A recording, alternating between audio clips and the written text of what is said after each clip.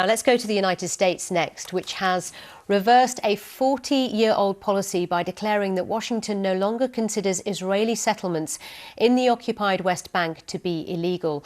The US Secretary of State said the Trump White House took the view that settlements reflected the reality on the ground. The move puts the US in opposition to the UN, which regards the settlements as being in flagrant violation of international law. David Willis reports. 4 decades of US foreign policy overturned in a single sentence. The establishment of Israeli civilian settlements in the West Bank is not, per se, inconsistent with international law. America's Secretary of State said previous policy had been an obstacle to peace in the region. We've recognized the reality on the ground. We've now declared that settlements are not per se illegal under international law. And we have provided the very space that your question suggests, the very space for Israel and the Palestinians to come together to find a political solution to this very, very vexing problem. 600,000 Jews are currently thought to live in settlements built since Israel's occupation of the West Bank and East Jerusalem. The Palestinians want the settlements removed, claiming their presence on land earmarked for a future Palestinian state makes such a prospect impossible. This constitutes a major threat to international peace and security. And this is turning the international community from the rules of international law, the rules of solving conflicts by peaceful means, into the rules of the jungle. This latest move is part of a pattern on the part of the Trump administration. In December 2017, the president recognized Jerusalem as Israel's capital, despite the fact that the Palestinians claim territory there. And in April this year, his government recognized Israeli sovereignty over the Golan Heights, all the while cutting US aid to the Palestinians. But the move is music to the ears of the Israeli Prime Minister Benjamin Netanyahu. People of Israel, this is a historic day and another great achievement to our policy. The US administration has now put an end to the lie that settlements are illegal. I thank President Trump and I thank Secretary of State Pompeo. America's new policy on the Israeli settlements leaves it at odds with both the European Union and the United Nations, not to mention its allies in the Middle East. It would also seem to signal an end to any prospect of a two-state solution in the region. The EU, in response, is urging Israel to end its settlement activity, which it says is undermining hopes of a lasting peace. David Willis, BBC News. While speaking to reporters Monday, Secretary of State Mike Pompeo announced that the U.S. will no longer consider Israel's West Bank settlements inconsistent with international law. Other topics included Iran's nuclear program and protests in Hong Kong. The secretary was also asked about his support for State Department staff following recent testimony from current and former diplomats as part of the House impeachment inquiry.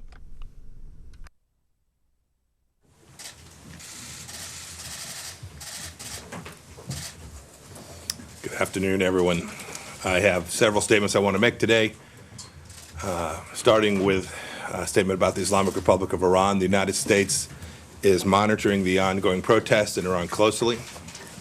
We condemn strongly any acts of violence committed by this regime against the Iranian people and are deeply concerned by reports of several fatalities. We've been at that since the beginning of this administration. The Islamic Republic must cease violence against its own people and should immediately restore the ability of all Iranians to access a free and open internet. The world's watching.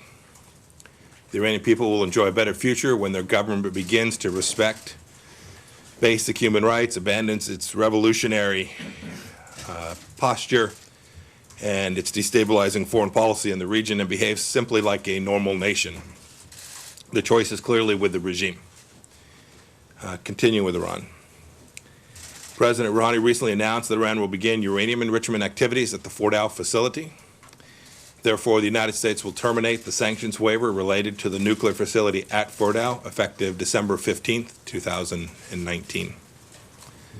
The right amount of uranium enrichment for the world's largest state sponsor of terror, is zero.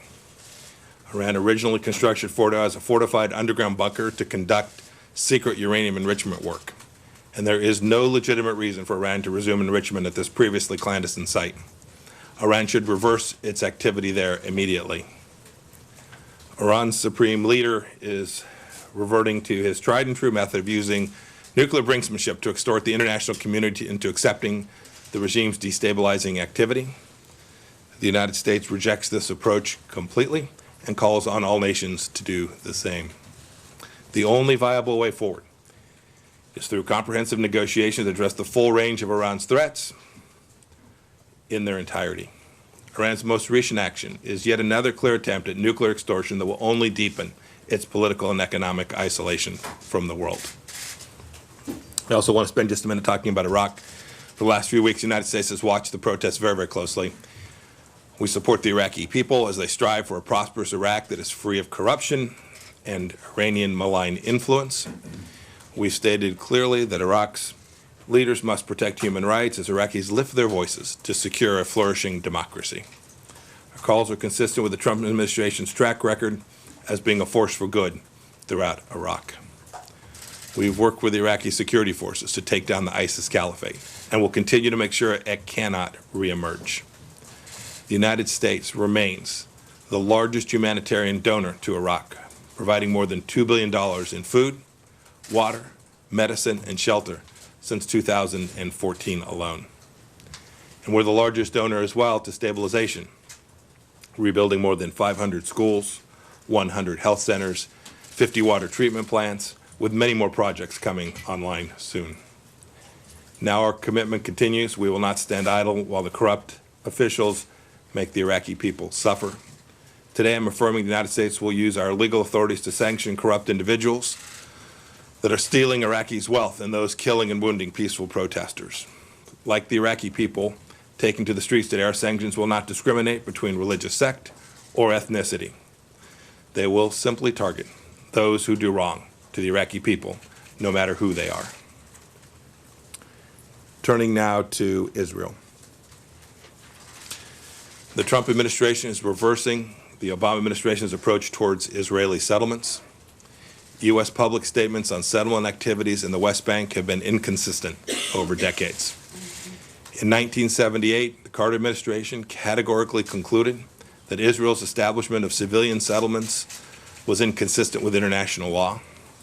However, in 1981, President Reagan disagreed with that conclusion and stated that he didn't believe that the settlements were inherently illegal. Subsequent administrations recognized that unrestrained settlement activity could be an obstacle to peace, but they wisely and prudently recognized that dwelling on legal positions didn't advance peace.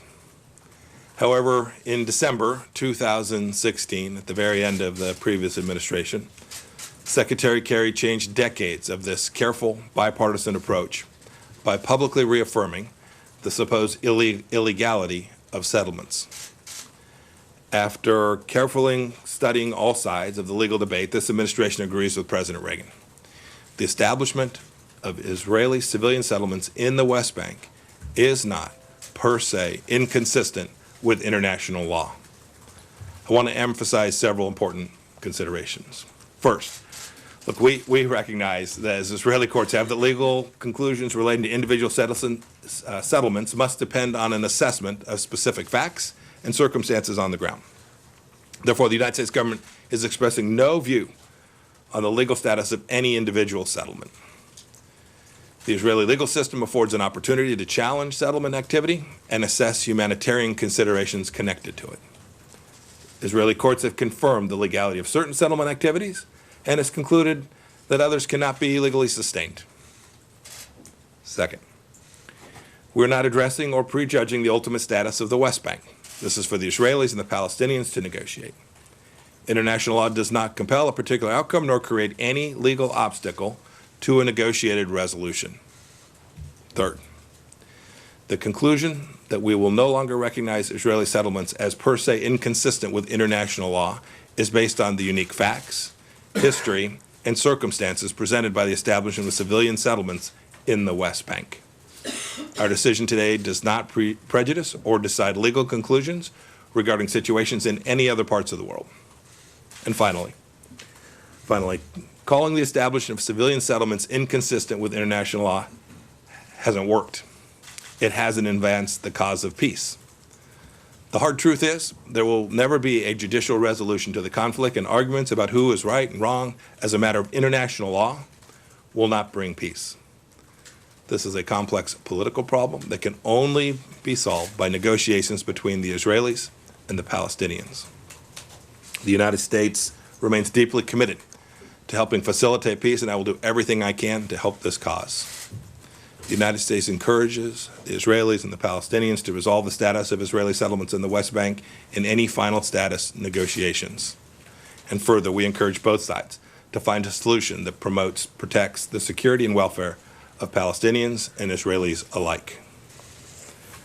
Turning now to Hong Kong. The United States is gravely concerned by the deepening political unrest and violence in Hong Kong, including the standoffs between protesters and police at Hong Kong Polytechnic University and other campuses. We've repeatedly called for restraint from all parties in Hong Kong. Violence by any side is unacceptable. The Hong Kong government bears primary responsibility for bringing calm to Hong Kong.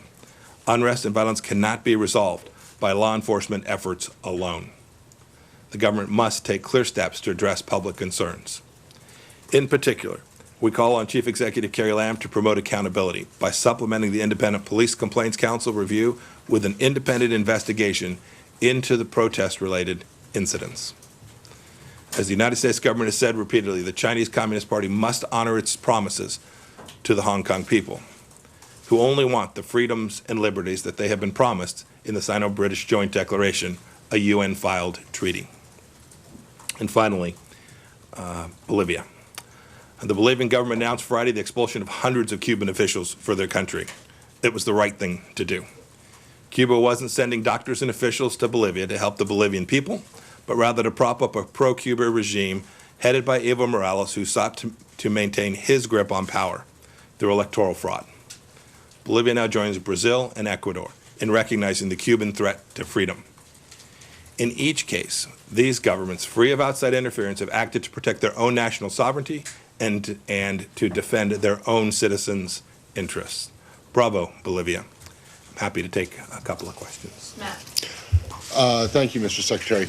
On the settlement announcement, I'm wondering if you are at all concerned that this position, that's reversal of the previous administration's position, is going to increase the isolation of the U.S., particularly in the UN and around the world, because pretty much everyone else has held the position that if not illegal, they are at least inconsistent with international law. And then secondly, if I could, there are a lot of questions about why you have not chosen to speak up publicly in defense of your employees, including those who testified before the impeachment inquiry. Can you explain why you haven't chosen to make comments in their support?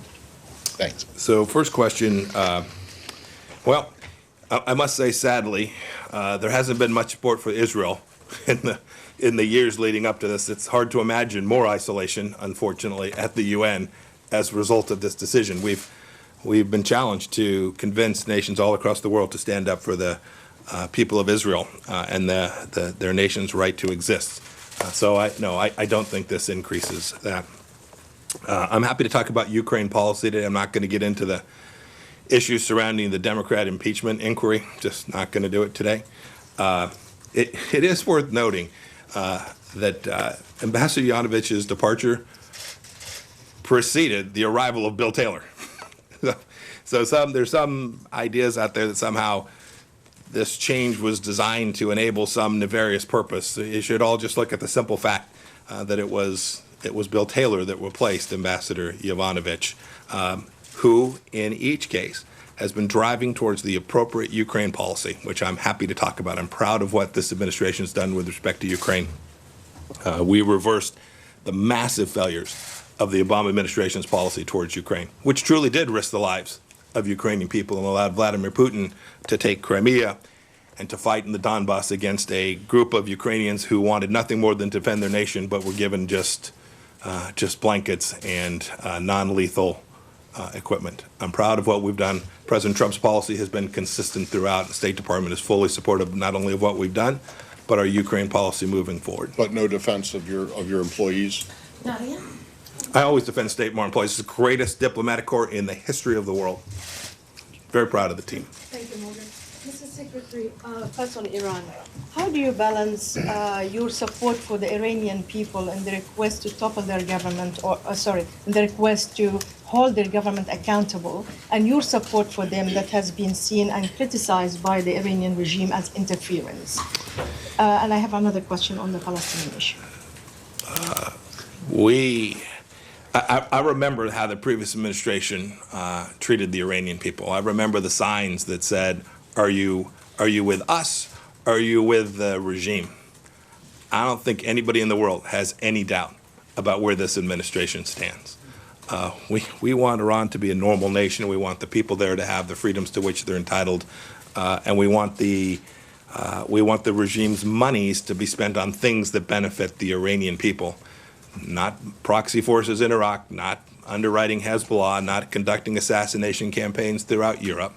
We want the Iranian regime to behave like a normal nation, to take care of their people. And I think that is what you are hearing and seeing in these protests that are taking place in the Islamic Republic of Iran over these past few days. And on the Palestinian issue, sir, with your decision today about the settlement, in addition to declaring Jerusalem as the capital of Israel and the Golan Heights under the Israeli control, do you believe that we're getting closer to a one-state solution as the two-state solution is no longer viable? And how do you bring the Palestinians to the negotiation table, considering your decision today? You know, we've had a long time with the policy, the legal interpretation announced today being the other way, and it didn't work.